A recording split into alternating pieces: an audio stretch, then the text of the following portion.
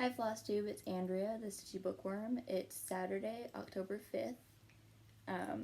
It's been 4 months since my last video.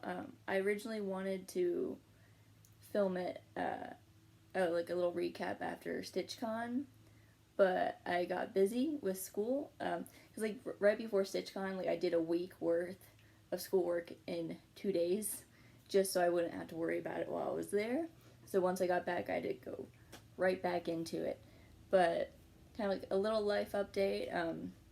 I am in my final semester of grad school. I'm kind of taking my last class, which is like a master's portfolio class, which is kind of like reflecting on everything I did and kind of like doing a project on it, which it's not my favorite thing to do. Like anything that kind of pertains to talking about myself, I'm just like, yeah, no. Like, it's like, what do you want to do after graduation? Get a job. Like, but it's like, I don't know. So that's what I'm doing. Also, in my previous video, I kind of mentioned about looking for an internship. Well, I got one. For my final like master's like portfolio, well no, not portfolio, but like assignment for my master's is I have to like either do like an internship, a thesis, project, and I kind of personally was like, I refuse to do anything that's not an internship because that will actually get me jobs as opposed to a thesis.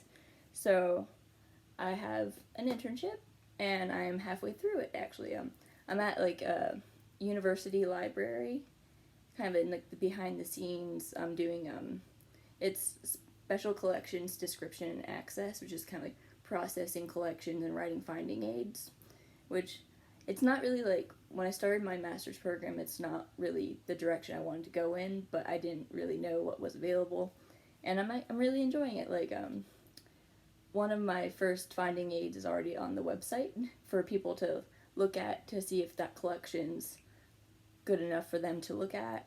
But I've looked at a collection of like 50s literary contracts. So it's kind of like a lot of like author names and like book titles that are kind of very cheesy, like kind of the mystery romance novels and all that. And then I looked at like a collection of German play scripts, and couldn't really translate much, but I kind of had my Google Translate to try to figure out what the collection's about, because there's also like correspondence and finding out about the person who had the collection, which was like a man who was like a prominent German director and producer. And then I recently have been looking at Riot Girl zines, which are like this like the punk feminist movement from the 90s. So I've been looking at those and writing up finding aids. It's a kind of very kind of different way of writing because it's very technical. So it's like I have to kind of break away from what I like all of my college writing, which is very like narrative and kind of trying to prove a point. But with like writing finding aids, it's like very much like very factual. Like this is what has to be written. Like this is what's in the collection. This is what it's about, and all that. But I'm really enjoying it, and I'm like can't believe I'm already like halfway through, and I will be graduating in December. So that's kind of what's been going on, and I kept putting off doing this video, but I finally found a day where I'm like I don't have any other obligations. Although I should be like doing some school stuff, but I could wait. So let's just get right to it. I haven't been stitching as much as I would like to, but I do have quite a bit of haul too. Like some projects, some haul. A lot of it's from StitchCon. Like this isn't going to be really a StitchCon recap because everyone's already done their recaps. But I will kind of show my haul from StitchCon, and then like I'll kind of mention stories that I have kind of as they come up. So yeah, let me see. So first of all, we're gonna go to whips. This first whip was the main thing I worked on at StitchCon, and I only brought like 2 things, and then one I was gonna show off on the brag table that wasn't finished yet, and I feel like I didn't stitch much. Like, I was just, like, when I was kind of, like, hanging out with everyone, I was, like, would put in a few stitches and then just kind of sit there and kind of, like, chill. And, but I got a surprisingly good amount done, but I was working on The Branch by Barbara Anna. And I absolutely love this pattern, love everything about it. But I think when I was, like, working on it quite a bit, I just kind of got bored with it. And I kind of wish I brought more projects, but,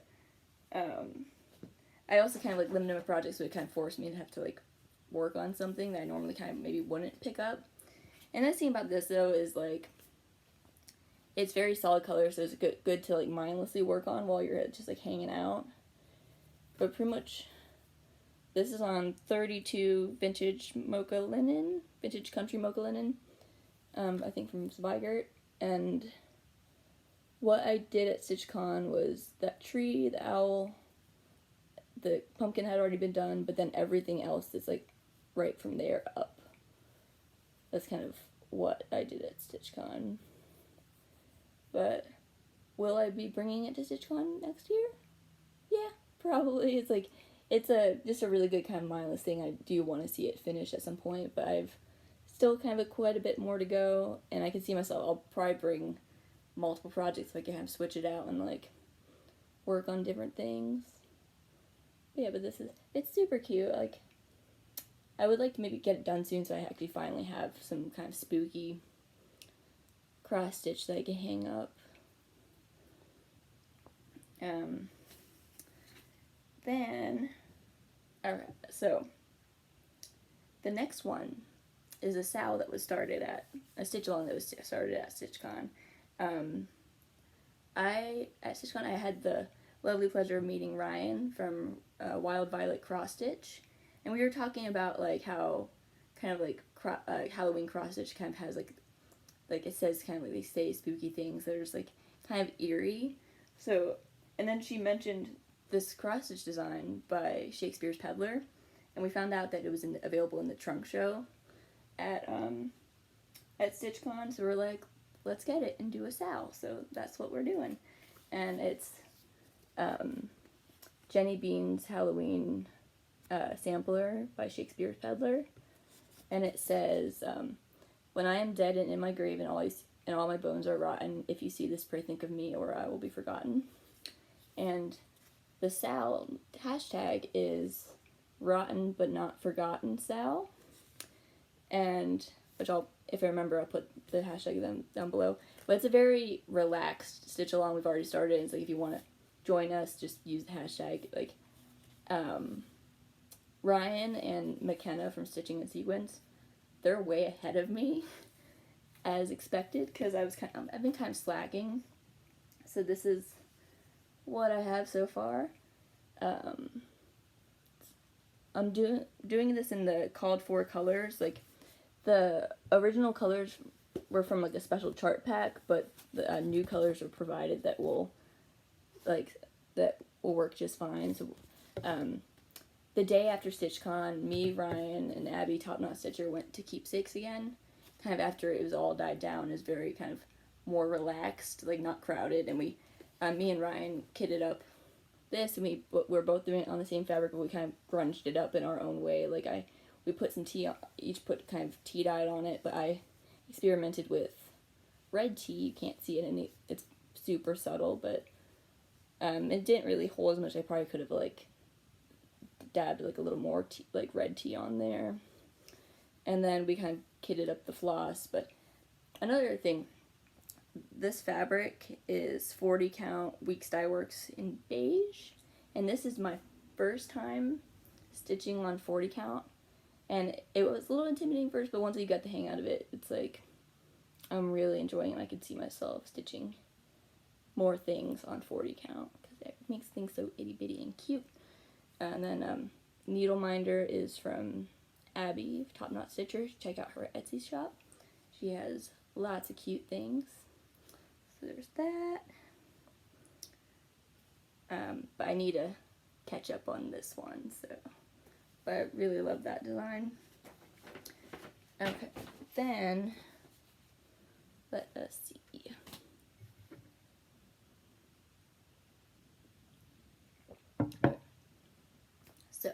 I also have another new start that's massive. This was my reward to myself once I got an internship, and I definitely splurged on it a little bit, but I'm obsessed with it. I started my very own chatelaine. So it's on a scroll frame, and it's massive, so let me see if I could maneuver it without it being all awkward. But I'm doing Poison Garden, because I've been seeing like so many other people stitch it, and I'm just like obsessed with it because it's very, very pretty, but it kind of has like a subtle like, morbidness to it, which I absolutely love. So let me see if I could get close without knocking over my tea, which is very difficult. But I am absolutely obsessed with this. I got the kit from European Cross Stitch, but I got it without fabric, and then I ended up getting just like some 28 count antique white Lugana.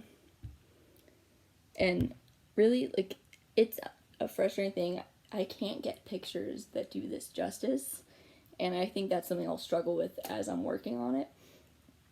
But I've decided to kind of bead as I go, so I have like the center beaded, and then there's specialty stitches, metallics, and when I started working on this, I was like really intimidated. Like when you look at the pattern alone, it just there's so much going on. But when you get started and you like kind of figure it out, it kind of actually becomes repetitive. So once you do like one part of a motif, you have to do it like 3 more times, and it's like you don't. Beyond a certain point, I would even like stop looking at the pattern until I was finished with like another layer. But I am obsessed with this. Like I've been working on this quite a bit more lately. It's kind of like a whole ordeal to set up though, because I have like my stand, and I have like pillows propping up one side of this, and then like once I'm behind like the scroll frame, I'm stuck there for a bit. But yeah, but I feel like if I work on this like monogamously, like I could probably get it done within a year, but there's so many other things I want to work on. But also my needle minder is from Mad for Minders, and it's Elizabeth Bathory, which I think is oddly appropriate for Poison Garden. But yeah, but I'll definitely be working on this quite a bit more.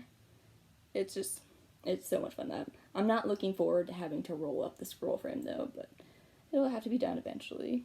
I'm a little nervous about I'm going to use batting to kind of protect the beads, but I'm kind of worried about tension, but we'll just kind of see how it goes. Yeah. Okay. So that is actually it for my whips. Like I've touched like a couple different whips, but not enough progress to make it worth it to show. Like I'm participating in this DH along, but I've only completed 1 week on behind. So, but since I kitted up all the 60 flosses, I'm gonna see it through. But I didn't bother bringing it in to show. Okay, next up we have finishes. So I have a few different finishes, kind of a couple small ones and then one really big one. So first up, I'm going to show my StitchCon small, which I filmed a video of, and I will insert that here. So since StitchCon is in a couple days, I wanted to film a quick little video of me showing off my small for the Smalls Exchange. So kind of wanted to stitch something a little simple since I'm dealing with classes at the moment. But I stitched, it's a Mill Hill kit, tricolor pansy. Lots of pretty beads and a little bee right there. And I mounted it on a box that I decoupage. And the paper on the outside is scrapbook paper that I photocopied, so it'd be easier to fold around the edges. And so I kind of have like a green floral border around the bottom. That's kind of hard to see the floral bits, but there's a little bit of a design there. A little butterfly. And then this is from like the back of one of the scrapbook papers. There was like a whole bunch of dictionary definitions. So I have the definition for curiosity, which comes into play on what's inside the box. Little Alice in Wonderland. So the Garden of the Live Flowers with the main illustration from the chapter, and then little excerpts from that chapter. And for the book pages, I actually photocopied the pages, so I didn't tear them out of the book, but they're photocopied, and then I dyed it with tea, so it kind of gets that old, worn look. And I used glossy Mod Podge, but I think I'll put some goodies in there. But I'm really happy with how this turned out, and I could see myself making more like this, and I'm excited to see who gets this. And next up, I have another finished project that I don't have here with me because I made it as a gift. It's the Hannibal design, like by the Witchy Stitcher. I'm going to insert a picture of it here.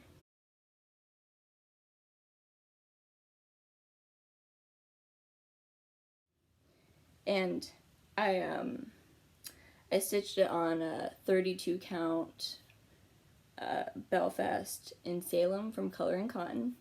So it's kind of like a blackish color, but it has kind of some like red hues to it, which I absolutely love. I subbed out all the called for colors for Victorian Motto Sampler Shop floss, which was like 3 different colors. So I kind of tried to stay true to how it originally looked, but I pulled from what I had, because also it's like I'm hoarding floss, but I'm not using it as much as I would like to, so it was an easy way to kind of get used to like subbing in my own flosses. And then I actually, in the crown, I decided to sub out some of the red stitches for red beads to kind of add a little bit more bling. And then this was actually the first time that I laced a project, which I still have a lot more practice to do with that, but I could see myself doing that a lot more. And I mounted it on a black box. And in the scrapbook aisle of Joann's, there's a little packet of little silverware, which I kind of set up like kind of a table setting, because Hannibal, like, he eats people. But I gave that to my friend for his birthday, and he really liked it. And I'm incredibly happy with how that came out. Okay. Next up is another finish I actually do have here with me, and I'm incredibly proud of it. It is Magic is on the Way by Lola Lotta shop on Etsy. Now, unfortunately, I've checked, and it doesn't look like this pattern is readily available. But so if it is something that you want, you just like kind of maybe keep an eye on her page and see if she like uploads it again. But it's a Harry Potter pattern of him under the staircase, and this was quite like a little bit challenging, but I'm incredibly rewarding to do.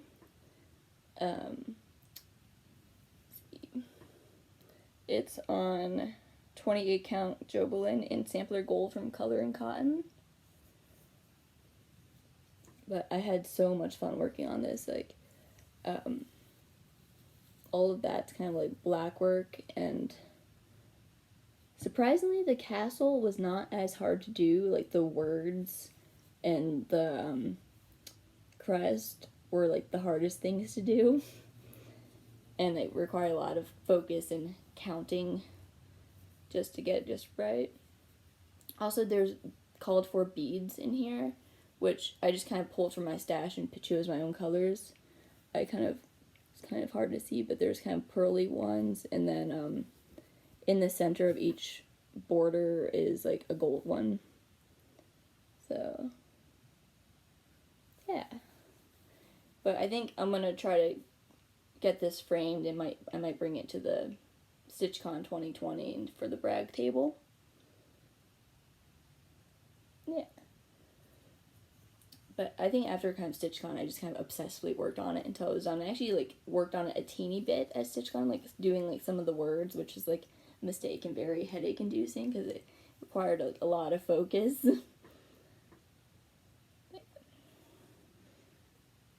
Okay, so next up we have haul.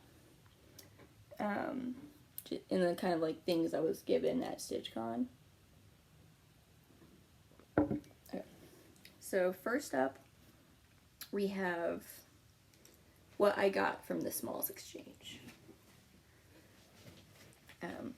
So this was like in a very, very pretty butterfly bag, which my mom stole. And like it has the whole gift had like a butterfly theme. So this is the small I got. This was stitched by a lovely woman named Karen. And this is like a design that she did specifically for StitchCon. And then it's finished beautifully with kind of cording. Now I showed it, I can finally hang it up, which I'm so excited about. And then like a very pretty butterfly pin. Absolutely lovely. And then she threw in some little butterfly themed gifts, so a bookmark. I'll add that to my bookmark collection to start using. Some stationery, which I hoard stationery, so great addition. And then I got some lovely heavy-duty needle minders that just keep sticking together. Take one of these out. Absolutely lovely.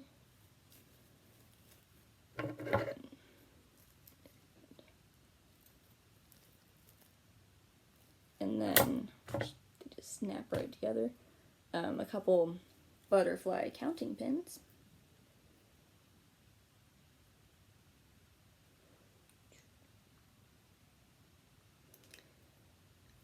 And also she included a kind of a postcard from Kitten Stitcher, which I absolutely love this. I want to get it framed. Absolutely lovely. But I absolutely love it. I'll probably find a place to hang it up in this room.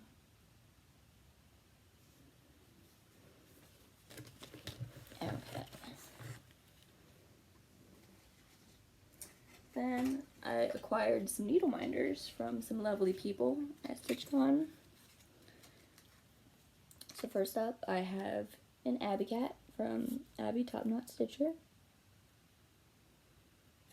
I have one of her Abby Cats from last year too, so I'm just gonna build a collection of them. And then Ryan of Wild Violet Cross Stitch, she was giving out these tarot card needle minders. See the Stitcher? She had like ones with skulls and then ones with hearts on them. And I'm obsessed with this, and I showed it, I could finally use it. So, as you mentioned, this is her information. She does absolutely lovely cross-stitch designs as well. Yeah. So, definitely check her out.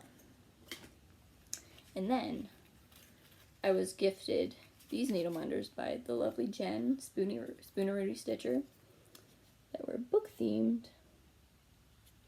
And this one right here.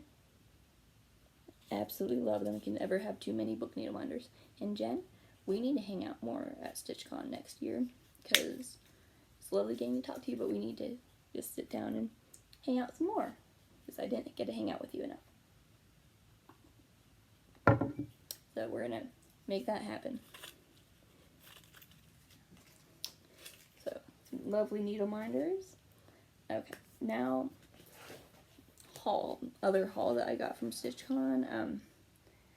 So the first time I went into the trunk show, my main goal was fabric, because I knew that was gonna be depleted pretty quickly.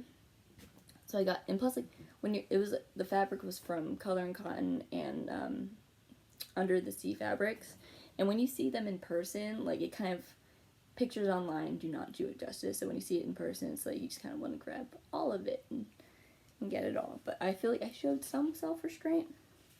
So first up is the stuff I got from Coloring Cotton. This is 32 count Salem. This is what I used for the Hannibal design, but it's kind of a mottled black. So lovely. This is 40 count Sandstone. It's kind of, the light's washing it out quite a bit. And then this is 32 count Belfast in Patina. There we go. It's probably best not to put it directly by the light I have over there. This is 32 count Belfast in Dark Umber.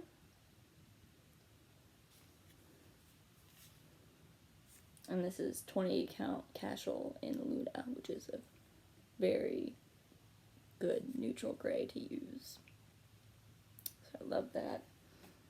And then I only got one thing from Under the Sea Fabrics. It's 28 count Autumn, which I got a piece of this last year in 36 count, so I kind of got another piece of smaller count because I'm obsessed with this. It's like a fantastic one for like primitive patterns. And then, okay, also, I couldn't not get a project bag. So, like, when I was in line, waiting to pay for my first, like, trip to the trunk show,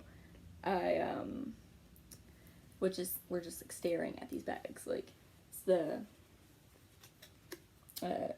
Garon Toten bags from, Gary of the Sunshine Stitchers.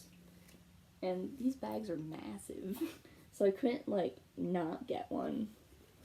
But it's absolutely lovely. It's, like, pink on the inside. I have to figure out what I'll put in there. Okay. Next up is the patterns. Okay, so these are kind of like a mash, like, mixed, some from Trunk Show, and then others were from Keepsakes. Okay, so I got the Peacock Keeper from Lindy Stitches, and I was able to hang out with Stephanie at StitchCon. She's absolutely lovely. And the funny thing about this pattern is when I was in line, like once the line kind of started to go back into the Trunk Show room, I was like, the people around me in line, we were like allowing each other to kind of step out of line to kind of look at something while we were waiting. And I grabbed this, and the woman behind me was like, "You need that." And obviously she was right, so I just had to get it, which means, it's like, as we all know, cross-stitchers are like some of the biggest enablers ever. So I just had to get that. Absolutely love it. Love the colors. Also, like, seeing this, like, stitched in person, it's just like, it's massive and just gorgeous. And then I have Little Red Riding Hood by the Primitive Hare, and I've had my eye on this one for a while now, so I was finally able to get it. So I love that one. And then everyone's favorite, The Quilting Bee by the Blue Flower. And then this one was another one from the Trunk Show. It is too stinking cute to not get, and it'll probably be stitched up pretty quick. It's a little pig with bat wings on it. It's like adorable by Pedal Pusher. Okay, and then these next ones I got are two of the Cottage Garden Samplers Songbird Garden series. I think it's normally, I wouldn't be drawn to, like, patterns that have kind of, like, words, like, inspirational words on them. But I'm absolutely in love with these designs. I got Wisdom and Bliss. And then, I've seen, like, the October one for Dream with, like, the pumpkin house. And I feel like I need to get that one, too. Like, I'm probably not going to stitch every single one of them in the series, but I definitely like these quite a bit. Now, so my last bit of haul is like, it's from the brag table, and I actually did not go to the brag to like grab enough from the back, like grab that much from the brag table. Which is probably for the best, because a lot of it will probably be like just grab and like hoard it and not actually like stitch it. But this one I'm in love with. It's Rooms with a View, and it's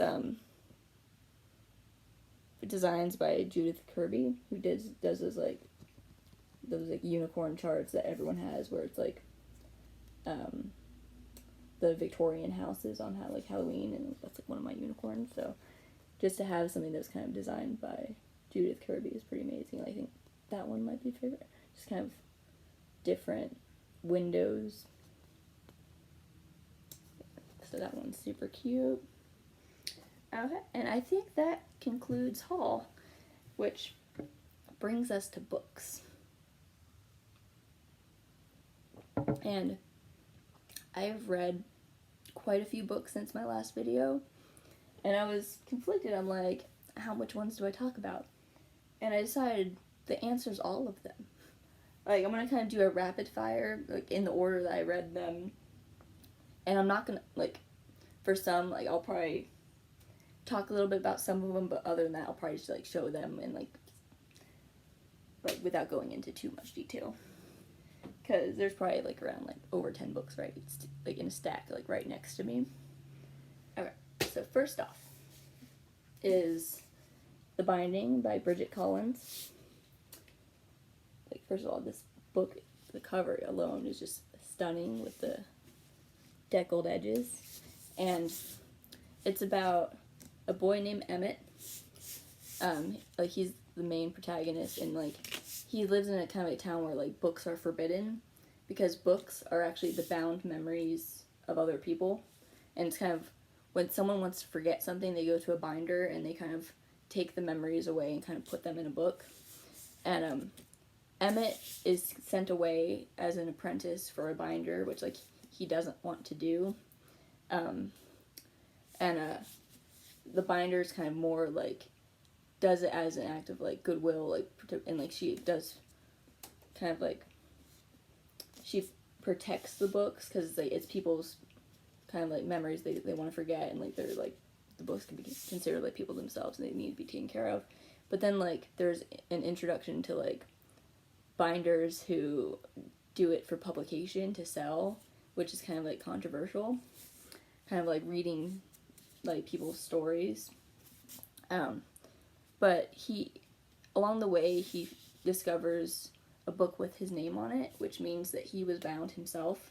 And the whole story kind of focuses on the memories that like were put away, like his like memories that he lost, and kind of how that unfolds.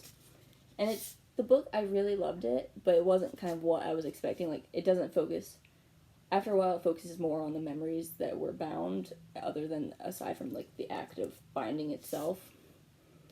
But it's a really like kind of beautiful story. It's very, I would say that there's kind of like some harsh, like brutal stuff in here, because there's people who like use binding to kind of get away with doing really horrible things, because they would just like bind the person, have the person that they did horrible things to, and like bind them so they wouldn't remember it. But yeah, but I really enjoyed this one. Then next up is Shadow and Bone by Leigh Bardugo. It's the first of the Grisha trilogy. And then I started Siege and Storm, the second one. I still need to get around to reading the third, but I'm kind of struggling with the motivation to get around to it. In July, I participated in the 24 and 48 hour readathon, which the main goal of that is to read 24 out of 48 hours. And you can get prizes through participation. If you get like hit 24 hours, you can submit proof and be entered to win like one of like a few different prize packs. And I participated a few times, like a couple times before, and I always failed the second day. Like, I get to like 10 hours, and then like the second day, like, I just kind of, like, get distracted doing other things. Well, I participated again this time, and I was really stubborn. Like, I was like, I am hitting that 24 hours, and surprisingly, I got it.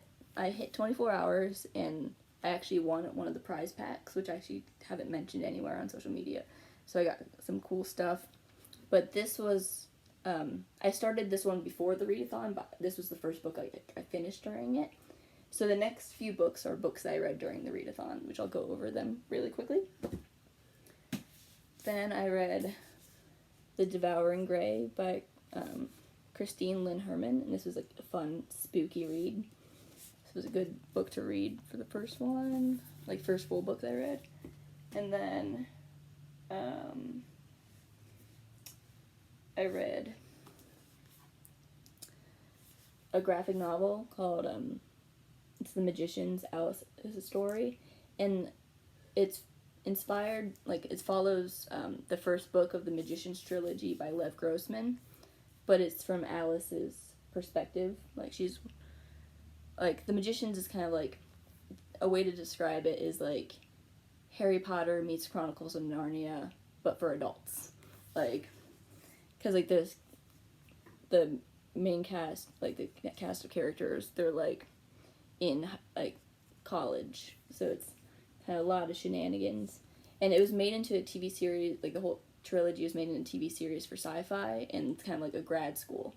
So it's kind of an older cast of characters, and truth be told, I actually like the TV series better than the books. Like, I love the books, but the TV show is, like, fantastic. I absolutely love it, and all the kind of changes they bring. But this follows Alice's side of, like, you don't really necessarily need to read the entire trilogy to read this, but I think it helps to read at least the first book, because it focuses on a lot of events from then. And it doesn't follow the events of the TV show, because it is different. But, like, one of the pages. But it was really enjoyable. Like, I kind of tried to add some kind of graphic novels and, like, switching it up with audiobooks to make hitting the 24 hours a little easier to change things up.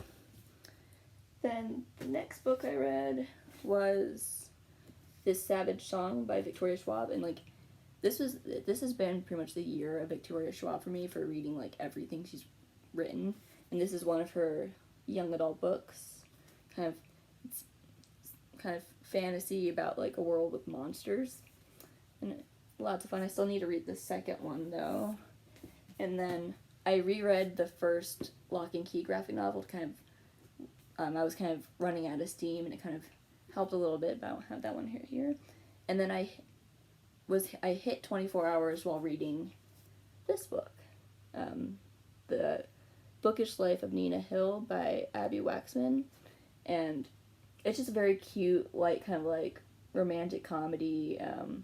The main character is an introvert who works at a bookstore, so it's like just like a good book, like warm, cozy book for book lovers. It was a good book to kind of finish the readathon on. But all throughout the day, I would kind of, like, listen to audiobooks when I wanted a break. But I was really stubborn, and I was reading up until, like, I hit, like, 24 hours, like, close to midnight, like, the second day. But I don't see myself participating again in that capacity. But I just kind of wanted to see if I could do it. But I think if I participate again, it would just be for a relaxing weekend of just reading and not doing anything else. Okay. So next up. So I've been talking to Julie, a Kansas City girl in a Colorado world, quite a bit lately. And she talks about this a bit on a couple of her videos. But we've kind of decided to have some read-alongs together with books that we're really interested in, because, like, we're, like, interested in a lot of the same books. And the first book we read together was Carry On by Rainbow Rowell, and it was so much fun. Like, we both breezed through it. It's very kind of, like, inspired by Harry Potter. Like, you can see where it has influences, but, like, it becomes its own thing. Like, it definitely has, like, a lot of heart, and it's a really cute book, very quick read.